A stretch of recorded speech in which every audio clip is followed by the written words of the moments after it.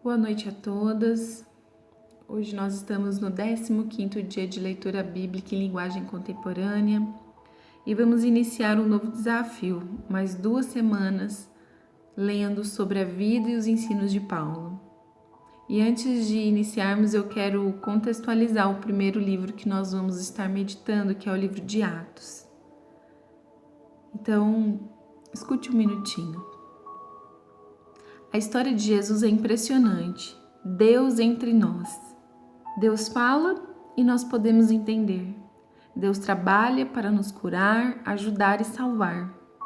Por isso corremos um grande perigo, o de ficar apenas impressionados diante das dimensões espetaculares dessa narrativa, que lentamente se apresentam a nós. Podemos nos transformar em meros espectadores entusiasmados, e então seria apenas isso. Nos tornaríamos admiradores da obra de Jesus, inspirados a imitá-lo algumas vezes, quem sabe nos nossos melhores momentos. A tarefa de Lucas é prevenir esse erro, impedir que nós tornemos-nos apenas espectadores de Jesus, nada além de fãs da mensagem.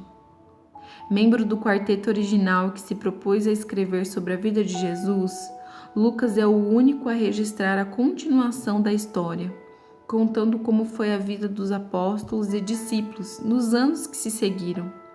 O aspecto marcante é que a história não tem interrupção.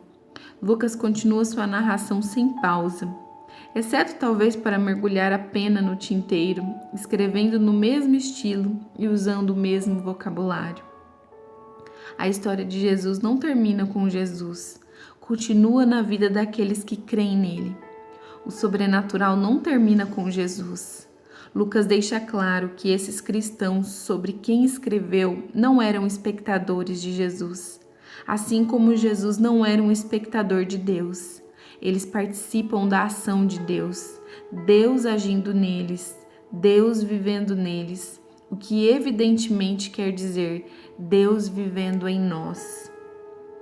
Por volta de 30 a 60 depois de Cristo, nessa época, 90% da população do império vivia na área rural, mas a estratégia missionária de Paulo priorizava os centros urbanos.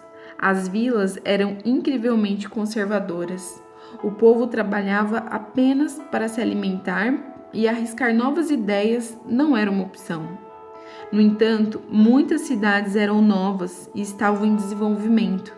Por isso eram mais receptivas a novos moradores, novos costumes e novos deuses. Os romanos construíram ótimas estradas, algo jamais visto até então, e as policiavam para que mercadores e artesãos pudessem viajar em segurança, em quantidade só vista a partir do século XIX. As cidades tinham de ser compactadas o suficiente para que os moradores pudessem se deslocar a pé. A densidade era de aproximadamente 200 pessoas por acre, em construção de poucos andares. Até as casas de classe média eram lotadas, como ocorre na maioria das favelas. Por isso, a maior parte da vida acontecia nas ruas.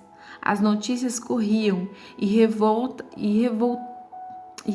podiam acontecer de uma hora para outra.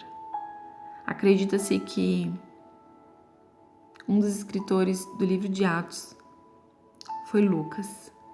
Então, eu convido você agora a abrir no livro de Atos, capítulo 9, onde nós vamos ouvir um pouquinho sobre a conversão de Saulo.